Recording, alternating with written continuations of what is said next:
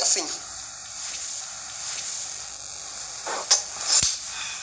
አንተ ባለጌ ቆይ እንዴት ብትደፍረኝ ነው ሽም እንዴ ለምንድን ነው መስጎጂ እኔ እዚህ ቤት የመጣሁት ለስራና ለስራ ብቻ ነው ማናችሁንም ከወንድምነት በዘለለ ላያችሁ አልችልም እንዴ ያወራ ጊዜያችንን መፍጀት የለበትም የኔና አንተ ነገር አብቁታል ነው ያልሽኝ አይደ ምን አለ ልቤ ስላንቺ የሚለኝ ነገር ባቂሽ አንዱን ገንዘብ ከንቱ የከንቱ ከንቱ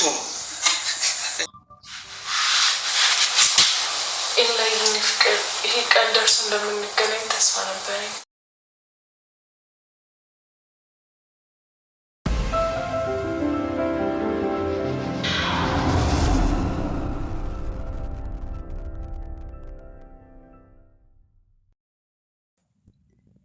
የአደይ ድራማዎች እንግዲህ ዛሬ በጣም ልዩ ነበረ። በጣም በሚገርም ሁኔታ አሁን አዲስ የመጣው ደግሞ ናኦል ይባላል። ናኦል እንግዲህ ፍቅር ናት ያመጣችው። ፍቅር እንግዲህ ተተንኮላ አንድም ቀን ተወግዳ አታውቅም። ሁልጊዜ የምትፈልገው አደይን ከቤት ለማስወጣት ነበረ።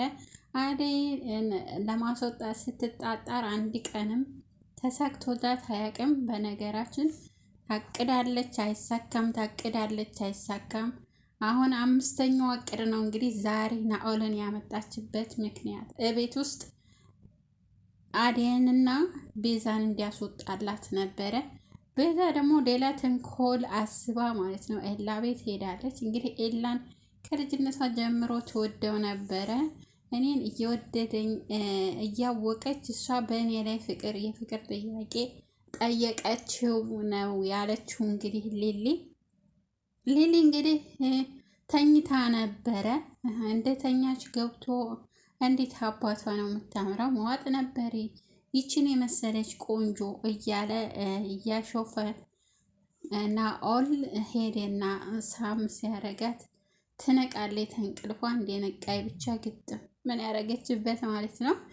እና በጣም ደስ ይላል። እንደዚህ አንዳንድ ጊዜ እኛ ሴቶች መብታችንን ስናስከብር በጣም ነው ደስ የሚለው ማለት ነው። እና ሊልዬ በፍቅር ግጥም ስታደርግበት እንደ ምንድነው አንዴ ደስ ይላል። ጥፊሽ ነው ያለው ልክ እንደ ዴቭ ማለት ነው። ዴቭ ተዚህ ቀደም ታስታውሳላችሁ አደይን ተኛችበት ስሞት በጥፊ ስትለው እሱ ደግሞ እንዴት ደስ ይላል ጥፊሽ ነው ያለው ማለት ነው። አሁንም ይሄ ተሯሯጠ ገና ከመንጣቱ በጣም ተሯሯጠ። ቀስ እያለ ቢሆን ነገሮችን ያስክዳቸው ነበረ ማለት ሰዎች መጀመሪያ እንዲያምኑት ማድረግ ነበረበት። ወይም አደይ ወይም ደግሞ የሚፈልጋቸውን ሰዎች እነሱን ከቤት ለማስወጣት ተፈለገው መጀመሪያ እንዲያምኑት ነበር ማድረግ የነበረበት። ነገር ግን እሱ አሁን ቶሎ ቸኮለ፣ በጣም ቸኮለ። ከቤት አስወጥቶ ቶሎ የያዘችበትን ፋይል አጥፍቶ ተመልሶ ሊሄድ ነበረ። እንግዲህ ፍቅር የሆነ የያዘችበት ነገር አለ። በሱ አስፈራርተው ነው አደይን እንግዲህ የሆነ ነገር አድርገ ከዚህ ቤት አስወጣልኝ፣ አደይን ሁሉም ሰው ነው የሚወዳት። እንግዲህ እሷ ምንም ከባርኮትም ሆነ ከዴቭ ፍቅር የለኝም ብላለች። እንግዲህ ፍቅር አልፈልግም። ባርኮትም ተመልሶ መጣና እኔ ዛሬም ልቤ ወድሻል፣ ነገር ግን እኔ ከዴቭ አሳዘነኝ ተኩሽ እና ደግሞ አንቺን በተቀመጥኩበት ጥለሽ ሄደሽ እሽታቲኝ እቤት መጥተሽ እኔ ፍቅር ወንድማችሁ ያፈቅረኛል፣ ባርኮት ያፈቅረኛል ብለሽ ተናግረሽ ነው ቤት ውስጥ የሁሉ ችግር ተፈጠረ። ስለዚህ እንደዛ ሆኖ ነው እኔ ጥልሽ የሄድኩት እና ልቤ ዛሬም ያንቺ ነው ይላል ብሎ ነበረ ባርኮት። እሷ ግን አልሰማም ማለችው ማለት ነው። በፊት አዎ በጣም ልቧን ሰብሯታል። ዴቭ እንደዛ ሲያሸረግድላት የነበረውን እሱን ትታ ባርኮት ባንዴ ሲጠይቃት እሺ ብላ ነበረ። ነገር ግን ያው ባርኮት ደግሞ ቸኩሎ ጠየቀ። ቸኩሎ ሌላ ስህተት ደግሞ ሌላ ውሳኔ ወሰነ። ይቺ ቤዛ የምትባለው ለሱ ምንም ፍቅር አትሆነው፣ ምንም አትወደውም። የሆነ ነገር ከሱ የፈለገችው ነገር አለ። ቶሎ ብላ ተዝተ ቤት ሄዳ ኤላ ጋር እንግዲህ ኤላን አጠጥሳ የሆነ ነገር ልታደርገው ነበር። ሌሊ ደረሰችባት። ደግነቱ የሆነ ስህተት ሳሰራ መድረሷ በጣም ጥሩ ነው ማለት የሆነ ቪዲዮ ቀርታ አንተ እኮ እንዳረከኝ ብላ የሆነ ቪዲዮ ይዛ በዛ እያስፈራራች እርግጠኛ ነኝ አግባኝም ልትለው ትችል ነበረ። ነገር ግን ያሁን አልተሳካላትም። ሳይሳካላት ቀረ። በዛ በጣም የሚያስፈራውና የሚያሳዝነው ነገር ሁሉም በቃ ተነስቶ አዴን ወንዶቹ እኔ አፈቅርሻለሁ ይላሉ።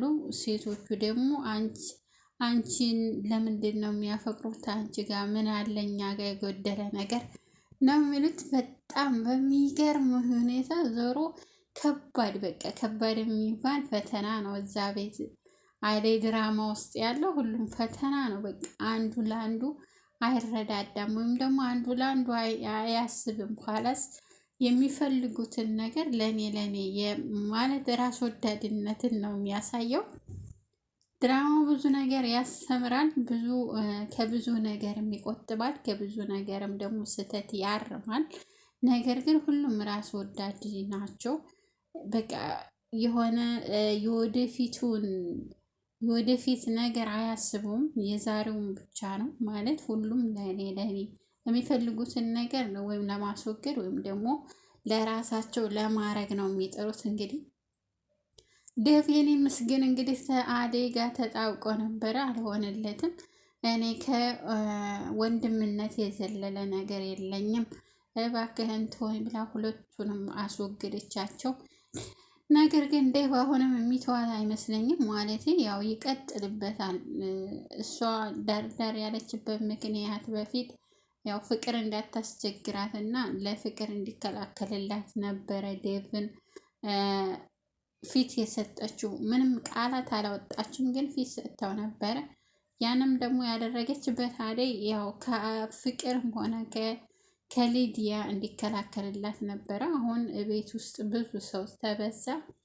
እሱን እሺ ማለት አይጠበቅብኝም ወይም ደግሞ ፊት ማሳየት አይጠበቅብኝም ብላ አደይ እንግዲህ እኔ እናንተን ሁለታችሁን ከወንድምነት የዘለለ ላያችሁ አልችልም፣ በፍቅር ላያችሁ አልችልም ነው ያለቻቸው። በጣም ነው የተናደደው ዴቭ። በጣም ራሱን ሁሉ አሞት ነበረ እና አደይ ክፍል መጥቶ አደይ ትንሽ እናውራ ብሎ ሲገባ ቆልፋ ልትቀመጥ ነበረ። እንደገና ዴቭ መጣ። ለዴቭ ቁጭ በል እያለች እየመጣ ናኦል መጣ። ደግሞ ናኦል በጣም ተንኮለኛ ነው። ያው አደይን ከዴቭ፣ ዴቭን ባርኮትን ከዴቭ አያይዝልኝ ነው ያለችው። እንግዲህ እርስ በርሳቸው እንዳያይዝ ነው የነገረችው። ያው እንደገባ ምንዋን አእምሯ ነው ሸፋፋ ምናምን ነገር እያለው ነበረ። በጣም